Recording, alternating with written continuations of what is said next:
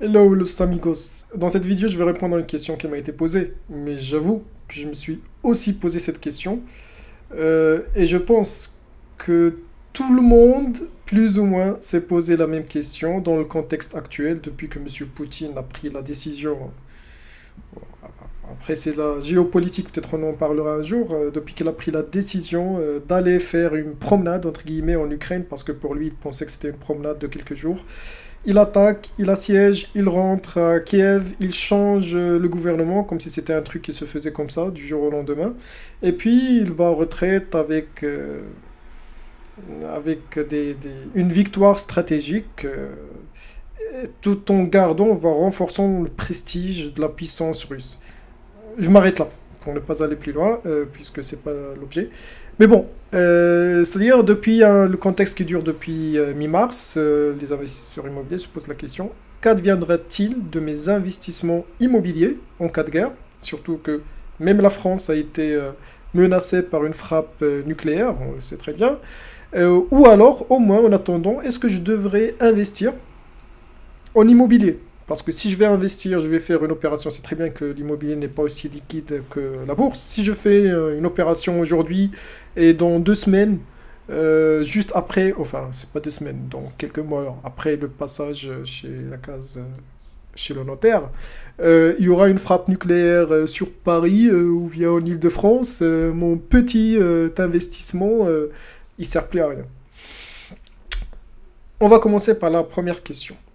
Parce que vous allez voir, c'est très simple. On va plier la question très simplement et ça va être fait. En cas de guerre, votre bien immobilier, s'il est détruit, si vous le perdez, eh ben, vous le perdez. Il ne faut pas compter sur l'assurance parce que ça n'existe pas des assurances pour ça. Il ne faut pas compter sur quoi que ce soit. Si vous avez un crédit immobilier, vous allez devoir continuer à payer votre crédit immobilier. En plus, normalement, en cas de guerre, vous le savez très bien, généralement, les locataires, ils vont cesser de payer. Voilà, ils vont vous sortir le discours de «Ah oui, bah c'est la guerre et tu me parles du loyer, shame, shame, shame, et tu vas passer pour le proprio le plus monstrueux du monde. » Alors que, encore une fois, tu vas continuer à payer ton crédit, tu n'auras pas forcément ton loyer, et pour couronner le tout, une petite bombe et tu perds tout. Voilà, c'est réglé. Comme j'ai dit, les assurances, on oublie, parce que les assurances, même les attentats terroristes, souvenez-vous, c'était en 2016 qu'ils ont rajouté une taxe attentat que nous payons tous. Il y en a dans l'assurance habitation, je crois même l'assurance véhicule, il faut voir, mais de toute façon, on a rajouté ça. Et c'est là où, sous certaines conditions, les assurances peuvent rembourser quelque chose. Mais les conditions sont vraiment drastiques. C'est pas le voisin qui t'agresse et tu appelles ça attentat terroriste, ça c'est sûr et certain. De toute façon, les assurances, on sait très bien comment ça marche. Il y a toujours sur le contrat des cas de force majeure, des exceptions. Voyez, même quand il y a des tempêtes ou bien des événements naturels, ils trouvent toujours le moyen de se dédouaner à quelques exceptions près. Ils vont demander à l'État d'intervenir. Donc, c'est vraiment pour insister là-dessus, parce que pourquoi je dis ça? Parce que sur des groupes Facebook où il y avait aussi ce genre de questions qui venaient, il y avait pas mal de questions comme ça, genre, oui, l'assurance, elle sert à quoi? Elle sert à tout, sauf à ça. Et on peut le comprendre, parce que si l'assurance s'amuse quand même à rembourser en cas de guerre, eh ben, c'est la faillite de l'assurance. Donc, pour récapituler, une bombe, tu perds la maison, tant pis pour toi.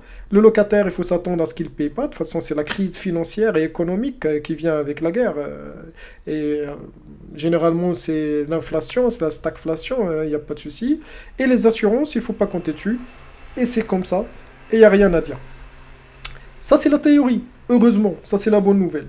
Parce que dans la pratique, sachant que dans la pratique, on ne peut pas savoir, s'il n'y a pas de pratique, on saura quand ça arrivera. Ce qu'on n'espère pas, bien sûr. Mais là, on est en train de discuter de choses qui... on laisse de côté les leçons. On n'a pas de leçons à prendre ou à donner de qui que ce soit. On est des investisseurs, on réfléchit mathématiquement. Et avec un peu d'émotion, quand c'est possible, on fait du bien. Mais sinon, d'abord, il faut sauver son entreprise. Si on regarde le passé, ou bien ce qui se passe actuellement dans d'autres pays, malheureusement, quand il y a une guerre, bombardement, à la fin de la guerre, on va essayer de faire de la reconstruction. Alors, il y aura des pays donateurs. Bah, je pense que pour la France, il n'y aura pas de donateurs. Bah, j'espère que on n'a pas besoin de donations, hein, je crois. Donc, Mais généralement, il y aura des donations, ou bien c'est le pays lui-même qui va faire l'effort. Il y aura des programmes de reconstruction, et généralement, c'est gratos pour les propriétaires. En tout cas, c'est ce que j'espère. Ce qui veut dire que, dans la pratique, normalement, encore une fois, votre locataire, peut-être il a eu des aides. Par exemple, on était en guerre, n'est-ce pas qu'on était en guerre durant la période Covid. Les locataires, ils ont continué à payer. Sauf ceux qui cherchaient vraiment la petite bête. Et j'en connais, c'était pas une exception. Tous les locataires qui ont demandé à renégocier leur loyer, des retards, mais là, ce sont les mauvais locataires. Mais d'une manière générale, les locataires ont continué à payer. Donc, si c'est une guerre où le gouvernement tient encore, où il a encore ses moyens, peut-être qu'il y aura des aides, les locataires continueront à payer.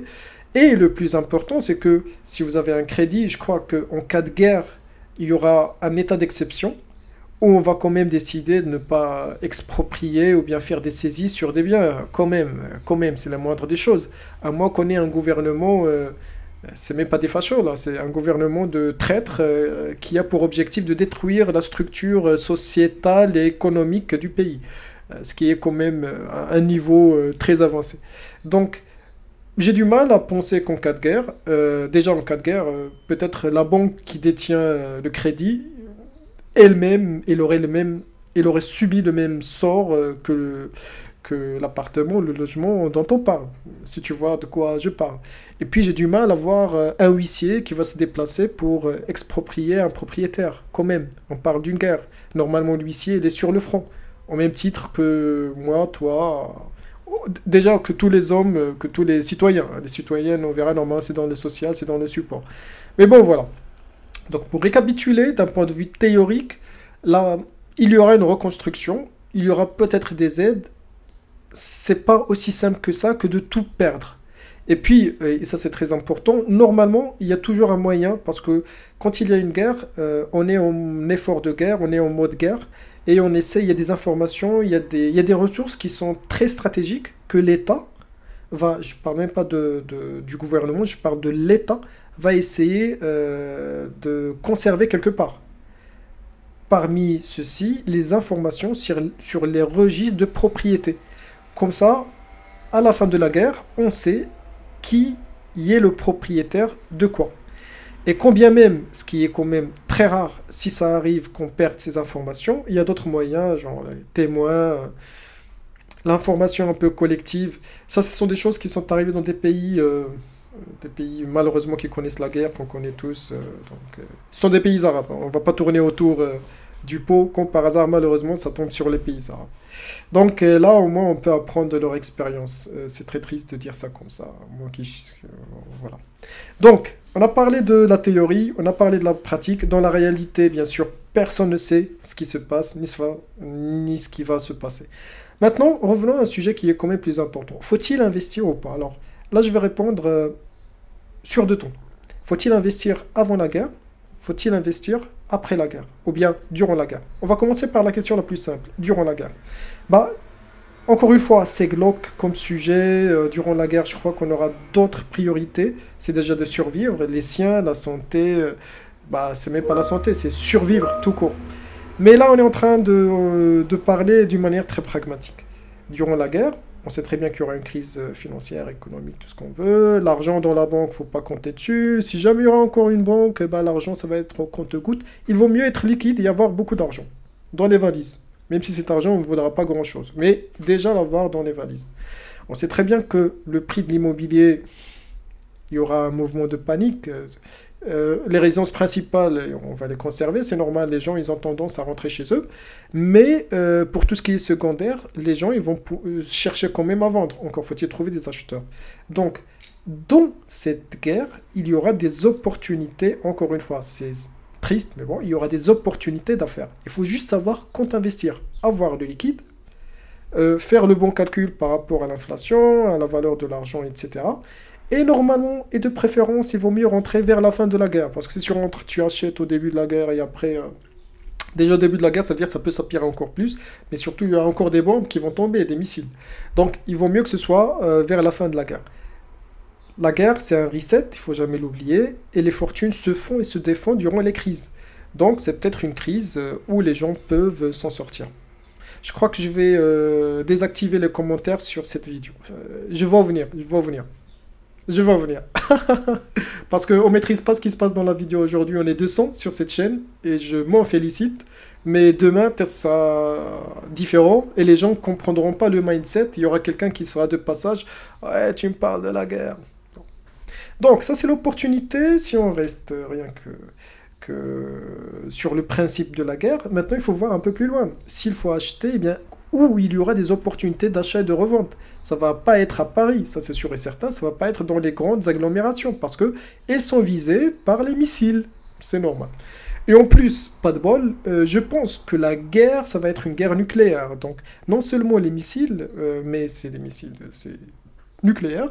Et donc, il faut voir la ville qui pourrait être visée et tout le périmètre qui va subir les conséquences. Sachant qu'il n'y a pas que, certains parlent de 150 km de périmètre, bah, chacun sort ce qu'il veut, mais il y a aussi les radiations. Mais là où ça va prendre beaucoup de valeur, ce sont les petits villages, les petits nulle part, qui sont très loin des grandes agglomérations, ou de préférence des endroits dans des pays neutres. C'est pas la Suisse, je vous le dis tout de suite, parce que, vous savez, cette histoire des ondes nucléaires qui s'arrêtent à la frontière de Strasbourg, je sais pas comment... Franchement, il faut arrêter. Donc, la Suisse, même si elle n'est pas attaquée, sera attaquée tout autour. Il y a l'Allemagne, il y a la France, qui sont des cibles, qui ont des problèmes avec la Russie, ça c'est clair. Malheureusement, on sera visé. Donc là, je parle plus d'îles, je sais pas, des îles du genre dans le Pacifique, ça c'est très bien, mais encore faut-il y arriver. Et trouver, parce que là, il y aura aussi les locaux, ils seront pas contents de voir des étrangers débarquer, même s'ils ont l'argent, hein, on sera... il n'y aura pas d'expat, rassurez-vous, ça va être des immigrés de M3 points. Et donc, avec tous les problèmes des immigrés, on va nous dire non. Donc là, je pense aux îles Pacifiques.